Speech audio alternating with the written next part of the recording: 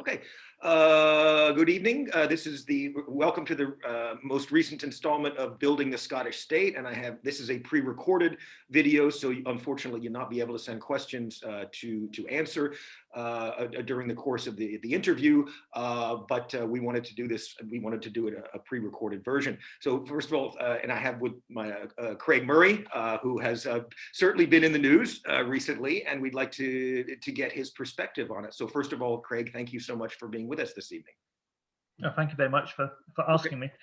And we should say this is only pre-recorded by an hour or two, because I've got another meeting which stops. I understand. As long as you can. When you want to stop, we'll stop. No problem. So, yeah, no problem. Okay. So just tell us about the case. Tell us about, I read as soon as I woke up a few days ago, I saw your testimony in Wings Over Scotland. I read it thoroughly. I saw what Alex Salmond had given to the parliamentary committee, the Fabiani committee, his sworn testimony. So just tell us about the experience and, whatever you can say. Just tell us about it. Well, I think I'd start by saying that the whole thing has been no fun, and it's been no fun for a couple of years. A couple of years ago, I started to suspect that Nicola Sturgeon had been behind efforts to get Alex Salmond convicted of sexual offences. That was a strange thing to suspect, because it made as little sense to me at that time as it would make to anybody else, because they had apparently been very close, the closest of political allies. So it seemed, but reading very carefully through all the judicial review information, it seemed to me that what the civil service had been up to in this unfair and illegal process, as the Court of Session ruled, couldn't have gotten, just from my knowledge of how the civil service works, and of senior levels of the civil service, it could not have happened without the knowledge and approval of Nicola Sturgeon. It just couldn't. I know how the civil service operates, and these people could not have been operating without her knowledge and approval. And then after I published something along those lines, I then had this meeting with Alex, which I referred to in my court evidence. Yes, I saw that. Yeah, in February of 2018, where he told me straight out that Nicola Sturgeon was at the centre of a plot for people to make false allegations against him to get him out of politics. And very, very quickly, why do you think he reached out to you? I think, he reached out to me on the day I published my article, in which I said, from my experience as a civil servant and from all this that happened, it's impossible it could have happened without Nicola Sturgeon's knowledge and consent. He read that, and he called me to meet me to say, basically, yes, you were right, you've got it, and then to fill me in on more detail. But I was absolutely shattered.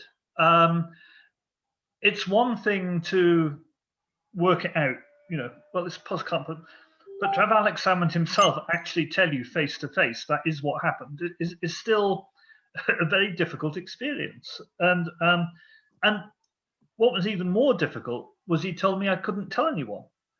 I said to him, do you want me to publish this? He said, no, I want you to know and understand what's going on, but don't publish anything now.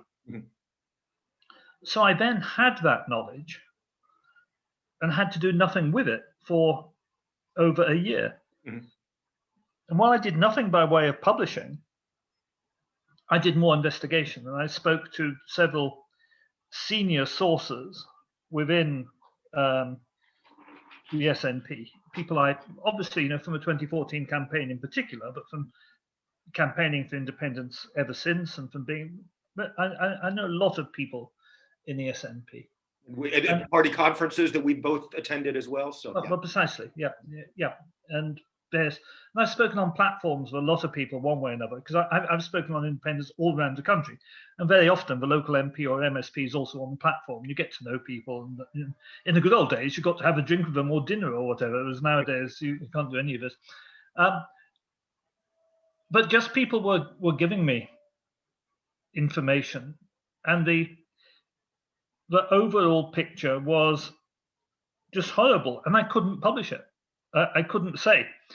And then, but of course, it coloured my picture of Nicola Sturgeon, and I was already very, very concerned that the leadership of the SNP wasn't moving forward on independence at all. Mm-hmm. But they were far more concerned with trying to stop Brexit for the whole of the United Kingdom, mm-hmm, than they were with Scotland getting independent and stopping Brexit for just Scotland. Absolutely, yeah. You know, they spent 2 years really on an anti-Brexit campaign in London, working alongside Alistair Campbell and Peter Mandelson and people who we should never have anything to do with under any circumstances, instead of being here doing something about getting a referendum, using the mandate and campaigning for independence. So I was having all those doubts anyway. And on top of that, what I knew from Alex Salmond, but that latter bit I couldn't publish, I became naturally rather hostile to the SNP leadership. Because of that hostility to the SNP leadership, I found fellow independent supporters reacting and becoming very, very hostile to me, and was called all kinds of names, and it was very unpleasant, even being accused of being a unionist spy or an MI5 spy and all that kind of thing. So really, it's been a horrible time. I mean, it really has been a horrible time. And then to be charged myself with contempt of court because of what I did publish. Once the trial happened, of course, although I didn't publish all I knew about Nicola Sturgeon's hand in it, I did publish the truth about what was revealed at the trial. Mm-hmm. And at the trial, it was very, very plain that people were lying. It's not simply that it couldn't be proved beyond reasonable doubt, and it certainly wasn't he said, she said. For the majority of the accusations, they were independent third-party witnesses. I think 9 out of 11 of them female, who directly contradicted the evidence of the accusers. They said, no, that didn't happen. And in one famous case, of course, that the woman making the allegation wasn't even there on the evening in question. Now, there's nothing stopping me reporting all that.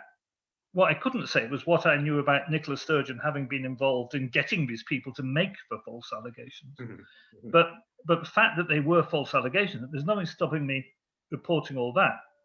And as a result of that, of course, I found myself charged with contempt of court, mm-hmm, which, again, is very unpleasant, particularly as up to 2 years in prison. I mean, that's no joke. And is there a verdict coming? Or what's the? No, I'm waiting. It's a very strange thing because up to 2 years in jail, but you don't get a jury, just 3 judges. And it's, although you can go to prison for 2 years and face an unlimited fine, which could literally be, £10 million,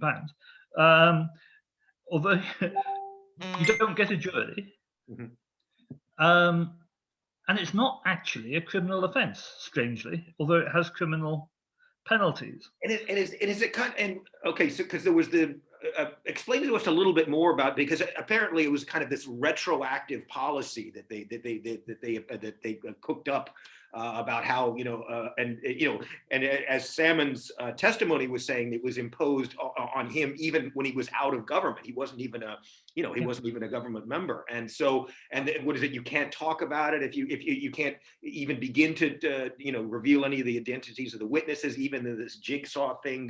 Can you tell us a little bit more about the specific policy? From what I gathered, it just seems kind of cooked up for the occasion. But if you could enlighten us on that. I mean, Scotland is now the only country in the world which has a policy for handling complaints against ex-ministers after they've left, an employment policy. Mm-hmm. And it's just the same as, no employer has a policy for disciplining former employees who have left a company after they've left the company. There is no such thing. And in fact, there would be all kinds of legal difficulties in instituting such a policy. Scotland has become the only country in the world which has a policy for employment. Of course, if they're criminal allegations, they should be investigated against anyone. But we're talking here of employment law and an employment policy for investigating former ministers for staff complaints. And the policy, it was decided to go ahead with the policy 1 day, the morning after Nicola Sturgeon's private secretary, John Summers, had a meeting with one of the people who made complaints. He met her twice, on I think the 20th and 21st of November. And on the 22nd of November, Nicola Sturgeon's office gave instruction to Leslie Evans, the permanent secretary's office, that they should go ahead with making this change. Mm-hmm. The government, the official claim is those two events are unrelated. And the fact that the day before Nicola Sturgeon's office instructed that this policy should be brought in, her private secretary had a meeting with one of the women who had made a complaint under this policy that was to come in. They claim it's a total coincidence. They claim a lot more things are total coincidence, but they're frankly nonsense. But yes, the policy, and the other important thing to say is that London, Whitehall, advised the Scottish government against making this. I read that. Yeah. And that's because what people want to believe, for independent supporters, this is all absolutely horrible, and they want to believe it's not Nicola Sturgeon, it's not the Scottish government. This is Whitehall somehow behind the scenes. Not true at all. Sad. I wish that were true, but it's not. Whitehall advised them not to do it. Whitehall said a retrospective policy for complaints against ex-ministers, that's nuts. And the other interesting thing is the policy for ministers was revised at the same time for current ministers. And for the policy for current ministers, it's the First Minister who makes the decisions. Only in the case of ex-ministers is the First Minister taken out of the process. In every other disciplinary proceeding, the First Minister is in the process. She's specifically, or the First Minister is specifically taken out of the protest only for ex-ministers. Now, why would that be? That seems very, very peculiar. And the answer is, of course, that it was done so that she could deny having anything at all to do with this whole process. She could say, no, the policy says I'm not in it. I'm in every other disciplinary procedure, but this one specifically I'm not in. Therefore, it was nothing to do with me, even though it was instituted the day after my own principal private secretary met one of the complainers. And then it goes on. I mean, after that, the people making the complaints were two people originally were cultivated, would be the word. For the next 2 months before the policy was actually adopted, these people were being cultivated, and their, if you like, their view of what their complaint was and how much they had to complain about was cultivated, and they were brought along. They were kept on board, as some of the documents say. They were supported, and then eventually this policy came into being. And it's only ever been used against Alex Salmond. And one thing the committee were quite hot on finding was that despite it being flawed and illegal, according to the Court of Session, it's never been changed. Of course, the reason it's never been changed, there's no intention ever to use it again. It was designed to get Alex Salmond. That was the entire purpose of the policy in the first place. Okay. And what do you think the motivation for it was? I mean, it just reading your testimony, reading Salmond's testimony. I mean, Salmond, he wanted to go into, he got a job with Johnston Press. I mean, it's like they just considered him this huge threat of coming back to frontline politics, and so they almost succeeded in jailing him for life just so that he wouldn't be a threat to their political careers. You know, again, it's just absolutely baffling. But I mean, how do you read it? How do you see it? It is baffling. I think it's difficult to try to understand it by the standards of you and me, because you know, you and I, and hopefully our listeners, are not people who want to wield large amounts of power, want to fight our way to the top of politics. Mm-hmm. People who want to be in power and want to hold power over a lot of people have a different psychology to most of us. In fact, most politicians, there are many studies that show it, you know, most senior politicians do have sociopathic and even psychopathic traits. And in business too, of course, in the upper echelons of business. Most senior executives as well. And so it may seem daft to us to consider Alex as such a potential threat to your position. You want to kill him off to make sure it doesn't come back. But that's not the way a powerful politician thinks. And look at John Swinney. You know, John Swinney took over from Alex. Alex retired as leader. John Swinney took over from him. Wasn't doing particularly well. And Alex came back, and Swinney was, was finished. His leadership chance was gone. That was what year roughly? That was the sort of the turn of the century. Okay. Around. I can't recall exactly, to be honest. I think I was probably in Uzbekistan at the time.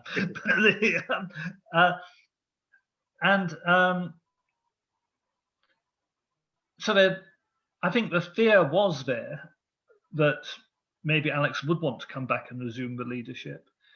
Alex had made plain to Nicola that he thought that with Brexit happening, she should be doing more about pushing for independence, and that, you know, she wasn't doing enough on independence. So that was in the background. And then you've then got added into the mix the fact that what Nicola really cares about, more than she cares about independence, is identity politics. Mm-hmm. And I've been saying this to people for about 3 years, and people kept saying to me, no, it's not true.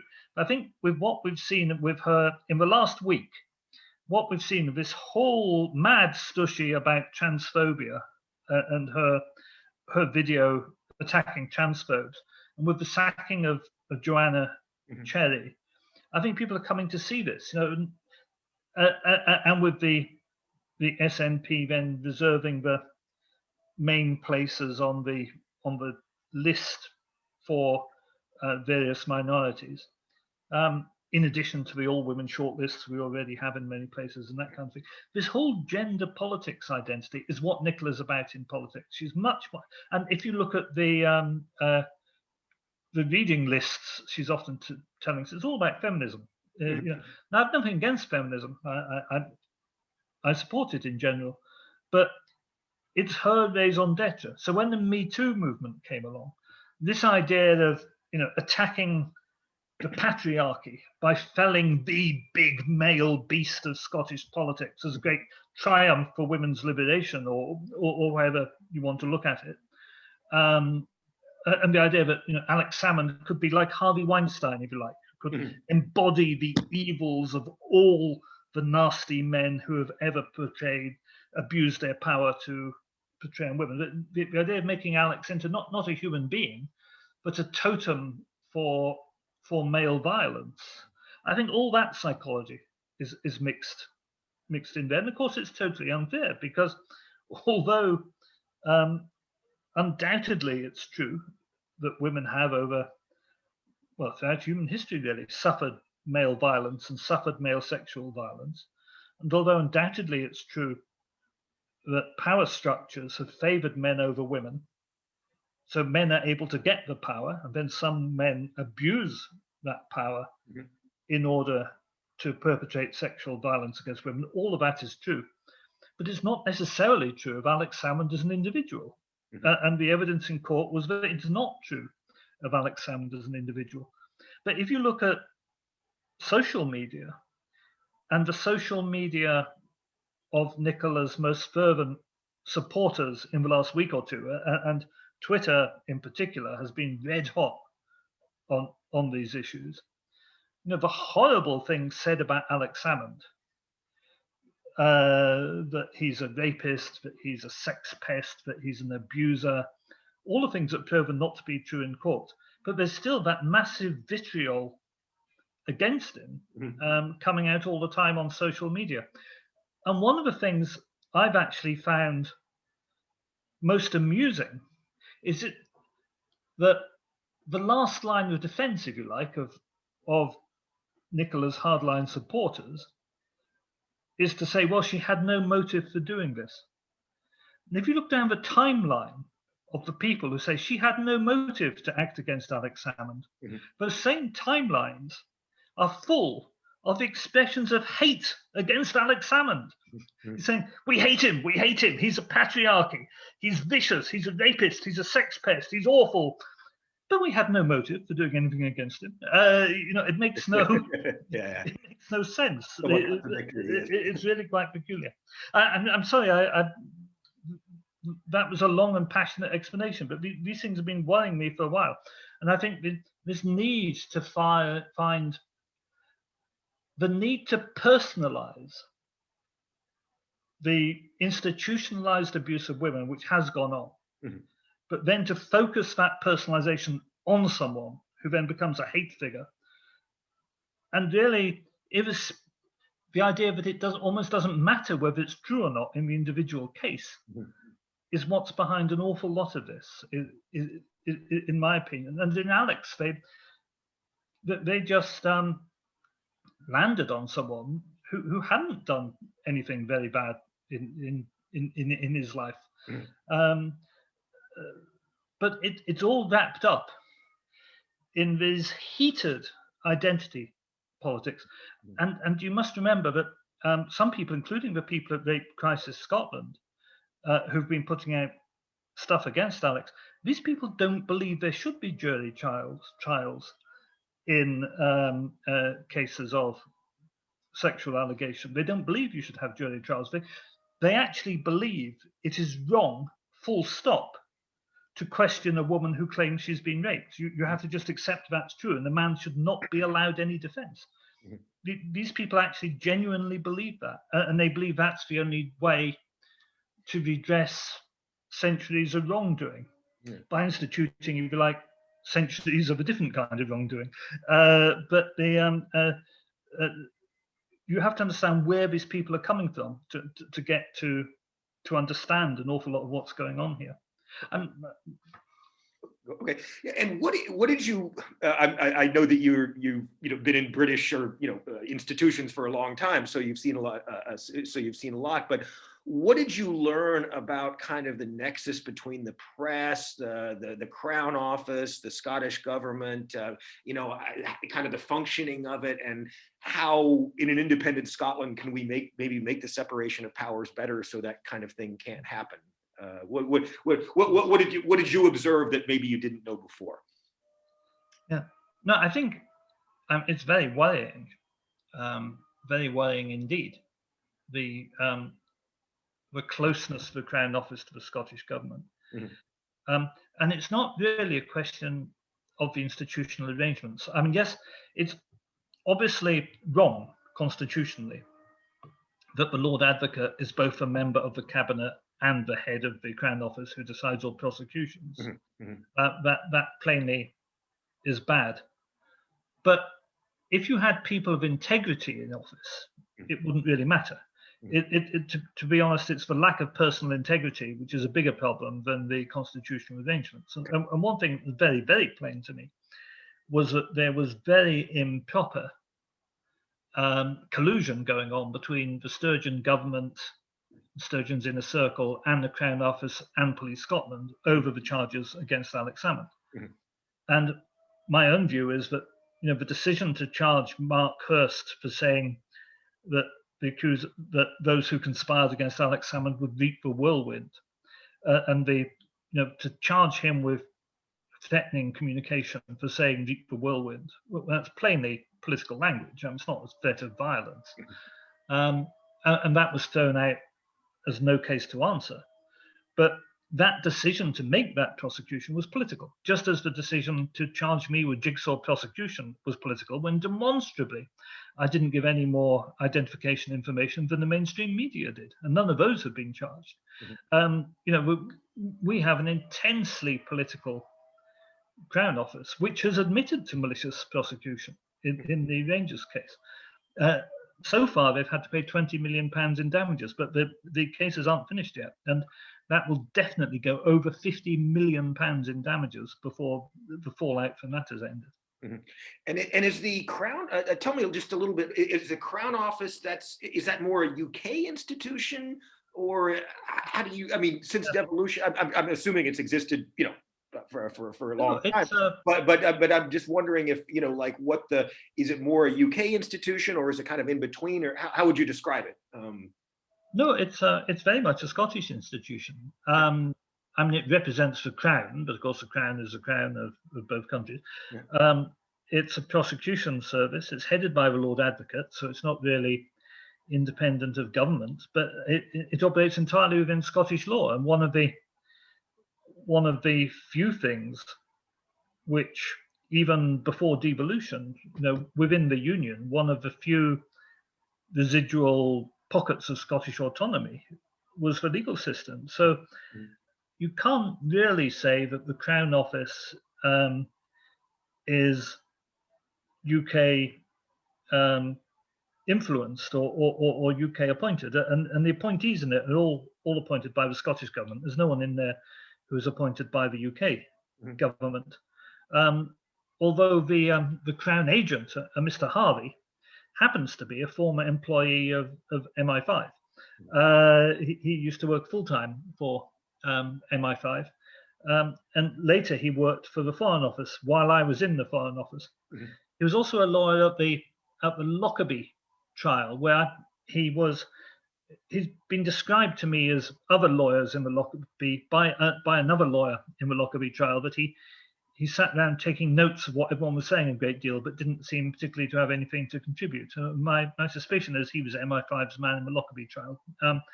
But the fact you've got at the head of the Crown Office taking the day-to-day operational decisions an MI5 man is worrying, but he was appointed by the Scottish government. He wasn't appointed by the UK government. Okay, all right. Anything else you'd like to say about the case before we move on to slightly more positive subjects? Well, just it's horrible.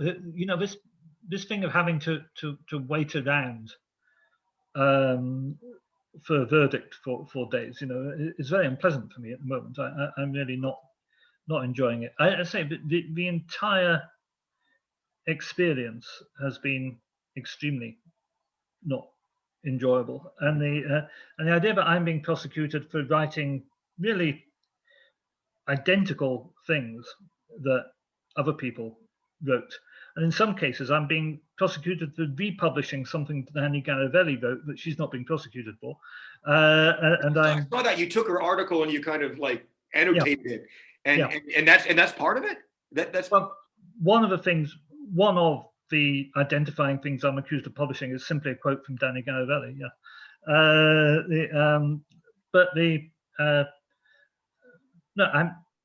To me, it is the most obvious case of selective prosecution, where they've decided to go for me because of who I am politically, and they haven't gone for the rest of the media.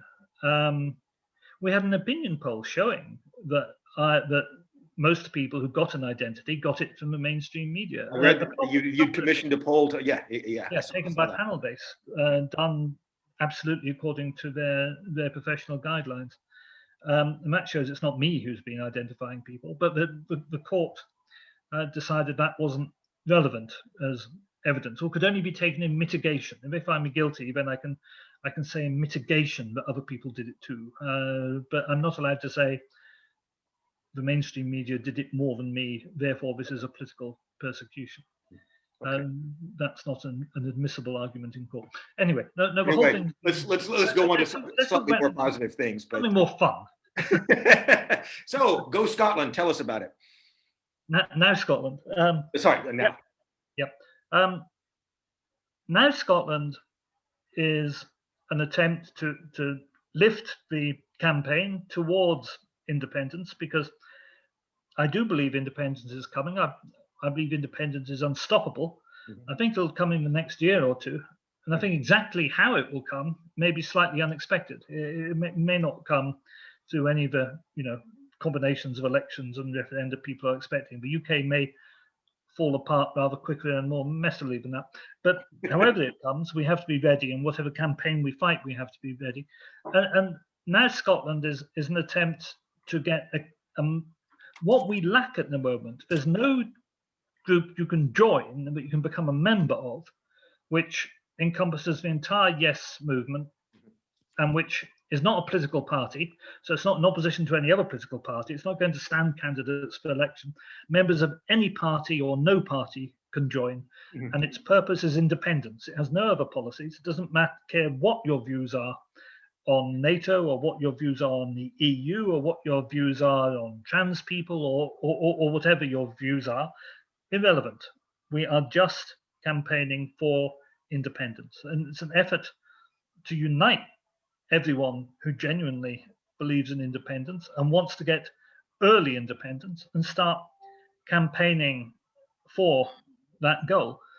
It's grown out of assemblies which were organized by AUOB. And of course, AUOB has been the big mass grassroots independence movement. And if you like, it's wanting to take similar work beyond just marching. So, don't just march. You can do social media, you can leaflet, you can organize meetings, you can canvass, you can do all the different campaign activities, social media available. And of course, it's gearing up possibly for another referendum campaign. Yes, Scotland had that kind of overall role at the last referendum campaign, but yes, Scotland had its weaknesses. It had no democratic structure. It had no real grassroots base, and of course, it started with no members and no money. It felt like more of a PR campaign for me, with Blair Jenkins as the leader, and I've met Blair. He's a nice guy, but it was just kind of at this level where it's where he is the leader of that, wasn't able to really take it to the more basic levels of why independence was needed. It was, again, it felt like more like a PR campaign in my view. It was like a PR campaign, and Blair, who I believe is a very nice person, and who I'm not saying did a bad job, but what really shifted votes in 2014 was the street campaign, not the mainstream media. The mainstream media was hopelessly biased. The television was. We made a movie about it. We did make a movie about it. The newspapers were hopelessly biased. What changed people's minds and changed vote was the street campaign. And the street campaign was enormous. And the town meetings and the demonstrations and the rallies and the discussions and the day I was on Buchanan Street in Glasgow, and literally the majority of ordinary shoppers had Yes badges on, and I was just absolutely amazed. The street campaign was what did it, and that's what we want to do. We want to take that energy of the street campaign and make the street campaign the campaign, and for it to be a membership-led movement, nothing at all top down, that has a democratic structure and elects spokesmen, but doesn't have leaders, and where we can get that going, and also where people do pay a modest membership fee, so they're members, but also they're contributing into a pot, which is going to provide a war chest for these campaigning activities. Yeah. Okay. All right. I'd also like to speak about my own concerns. Is that, as you say, that there's not this overall campaign structure as there was there. Myself and other people who have spoken directly to the Scottish government about the lack of any kind of interim constitution before independence. I've shared these concerns with many of my colleagues, and there's real concern about it, because if there is no kind of interim constitution or something, basic guarantees of fundamental rights, basic things about the functioning of government, et cetera, then when there's a yes vote, it's like, how do you form a government, or how do you design it when you're out of the EU, out of the UK? And my concern is that, like in 1776, you have this kind of, this chaotic, Articles of Confederation system, the Continental Congress, in addition to all the social movements that were going on that demanded a lot more popular, participation in government.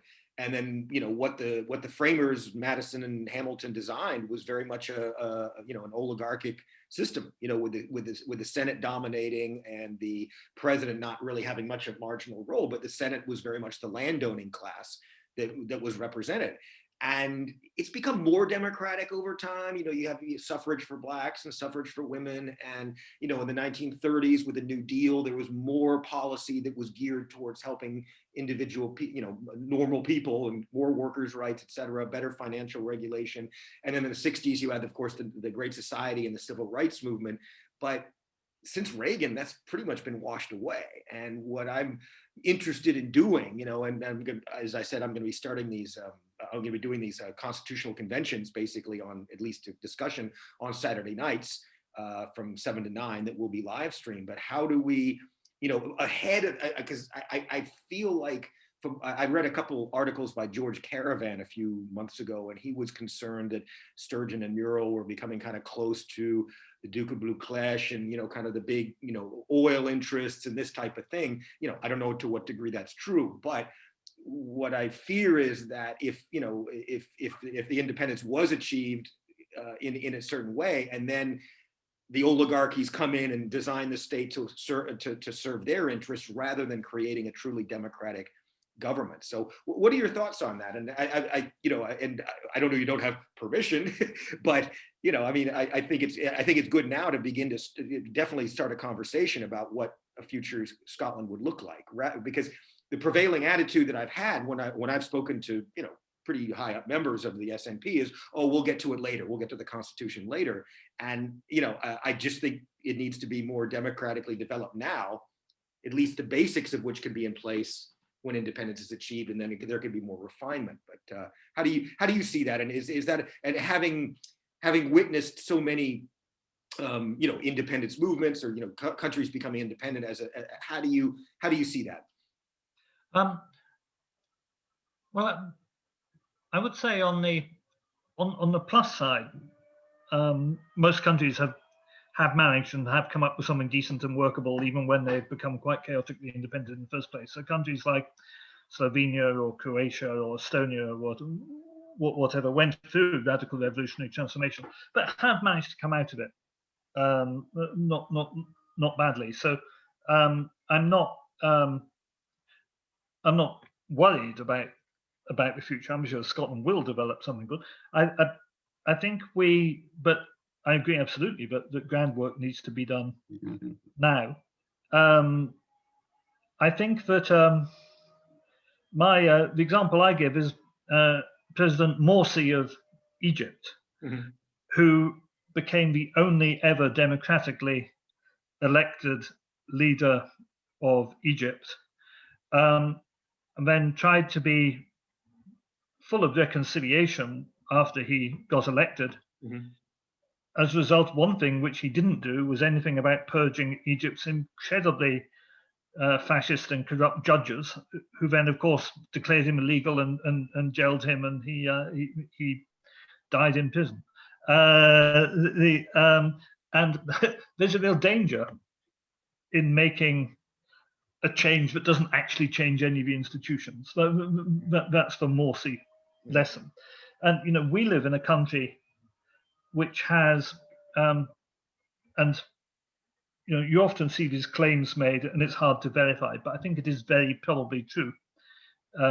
In Scotland, we have the most concentrated land ownership in the developed world. Yes.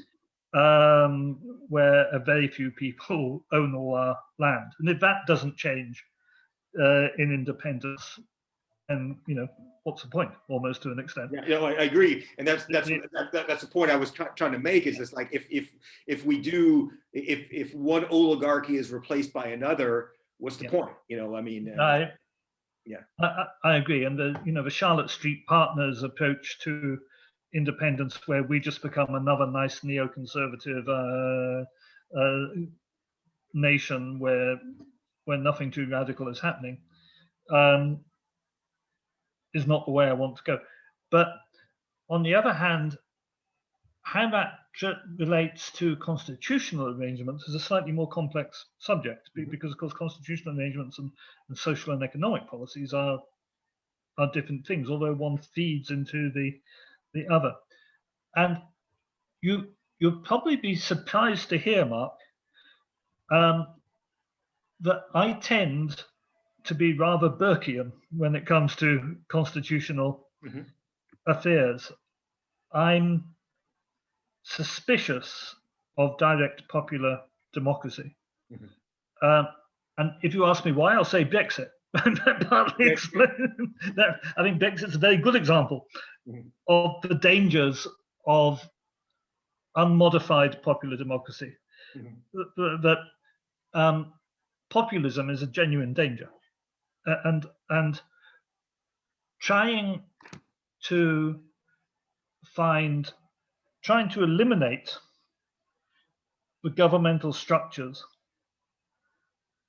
by which the political class exert what some people would be undue, have what some people would say is undue levels of control, carries with it the danger of letting loose populism of the Brexit kind, whereby, and I don't know, I have left-wing friends who support Brexit, and they always get very angry when I say this, but it is demonstrable fact that the large majority of Brexit voters, not everyone, but the large majority of Brexit voters were motivated far more by anti-immigrant sentiment than by anything else.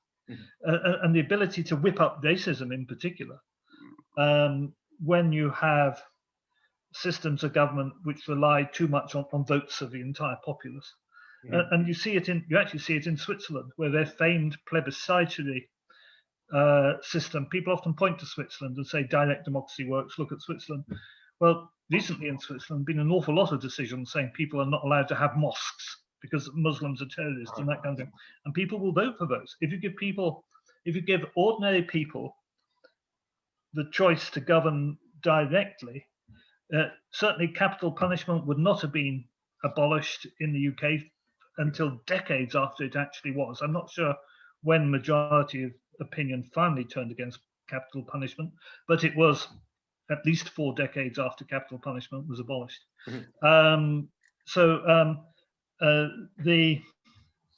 The base motives of the crowd, as Burke would put it, that's still a valid argument, and it still worries me. I actually don't like referenda. I would never have had any referenda on anything if it were up to me. I believe in representative democracy, where the people elect people who the people deem knowledgeable, wise, and trustworthy in order to make laws for them. I think that's much better than direct democracy. And as I say, I know a lot of my left-wing friends are horrified when they hear these ancient conservative arguments coming from them. But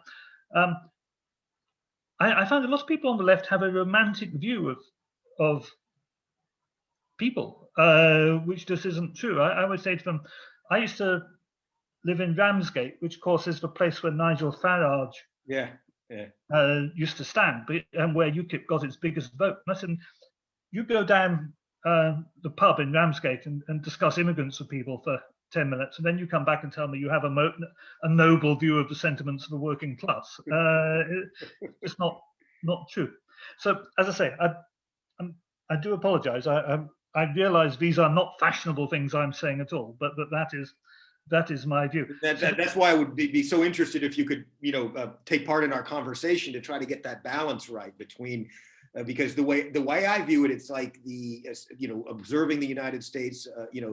For example, that there was a study done recently that showed basically that the U.S. is an oligarchy, and whatever the popular sentiment is not reflected in policy, whether it's gun control, healthcare, all that. So how do you not necessarily give this direct democracy, but you're able to at least make sure that the people that they do elect are, people worthy, and that it will actually carry out the popular opinion Whereas here, there's just such a huge disconnect now, and I observe that in the UK as well, between what the people actually want and the connection between that and its implementation in public policy. So, well, people have a choice of Conservative parties to vote for, and that's the only choice you're allowed. And that, of course, was the change which Jeremy Corbyn brought about for a little while, yeah, where you did have an opportunity to vote for something that would actually be a bit different. And that was just something which the system would not allow, and so Jeremy Corbyn was demonized and called an anti-Semite and hounded out of effective politics. So, and I used to say that that's in England, but here in Scotland we've got the SNP, and the SNP aren't like that. But sadly, with the Growth Commission, with Charlotte Street Partners, with the Duke of Buccleuch's estate manager being Nicola's economic advisor, etc. It's no different in Scotland anymore either. You have a choice of economically conservative parties. I do think that it's time for revolutionary change.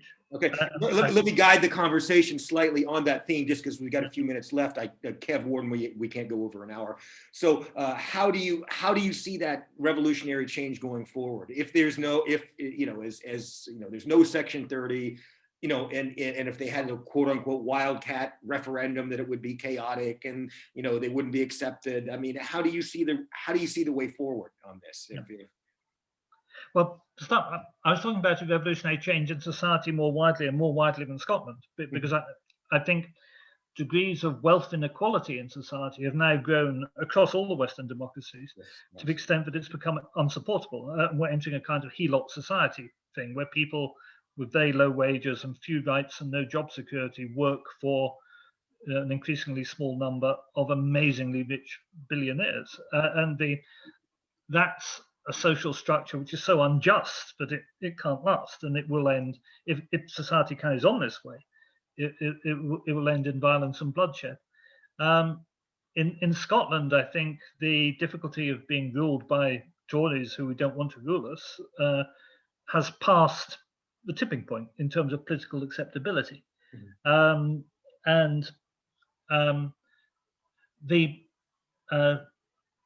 Whether or not, and the idea that Nicola Sturgeon clung to so fervently, that you can't do anything at all unless you get a Section 30 from London, I think that's going to vanish.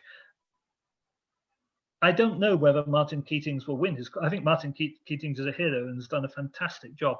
Whether he'll win or not, in terms of whether the Quarter Session will say Scotland does need an S30, I don't know. In a sense, it makes little difference legally, because if he does win, Westminster will just pass a law saying otherwise, and the UK Supreme Court has always upheld the doctrine of the sovereignty of Parliament, and it will do so. It will say Westminster can do that. So Westminster will pass a law saying Scotland may not hold a referendum if Martin wins. But that in itself is a good result, because that brings things to a political climax. And my own view is it's never been a possibility that the UK will consent to Scotland becoming independent. Just not going to happen. We are worth far too much to them economically. Exactly. Oil, whiskey, Faslane, Precisely. And in terms of the extent of UK prestige and power in the world as well. We're just worth far too much to them. And they're not going to it was never going to happen in a quiet and agreed manner. And that was just some strange fantasy in Nicola Sturgeon's head, that they're just not going to agree. Scottish independence is going to have to be a revolutionary act. Now, it doesn't mean a violent revolutionary act, it can be a non-violent revolutionary act. And we're going to end up with having to do it unilaterally without Westminster agreement. I've just got no doubt at all that's how it's going to come. My guess is it would probably be a declaration of independence by the Scottish Parliament as public opinion becomes overwhelming in favour of Scottish independence, and I think that will happen in the next 2 to 3 years maximum. I'm all in favour of just holding our own referendum if we can, but my belief is that will be declared illegal and disrupted, and there'll be attempts to stop it by London in the same way that the Catalan referendum was stopped, or in other less violent ways by, withdrawing the cooperation of local authorities that you need to get the ballot boxes done, all that kind of thing. And then it's a matter of, do you have the guts to do it yourself, saying, okay, we don't need the local authorities, we will do it another way. We'll make a new structure, our own structure for conducting referenda. And I think that kind of radicalism will come to be called for. And I think I agree. Comfortable leadership of the movement is too establishment-minded, has too long enjoyed the fruits of being highly paid administrators of the devolution system, and that a far more radical approach is going to be needed in the next couple of years. Okay. All right. We need to wrap it up, but just is there anything you'd like to add about what we've said today, or the case, or kind of a final point on independence before we stop? Yeah, no, I think I'd like to finish by saying I do think independence is inevitable, and I do think we are going to be fully independent in the near future, in 2 to 3 years maximum. But I don't think it's going to happen in the nice, simple, all agreed, drinking tea and scones and chatting in number 10 gardens. That's not how it's going to come about. It's going to have to come back as an active defiance, which basically says either you attack the Scottish people or we're going to be independent. And if you do attack, we will defend ourselves. Okay. On that note, thank you so much, Craig, for being with us this evening, and I hope you'll be back soon. Thank you very much. Thank you. All right, let me go ahead and stop.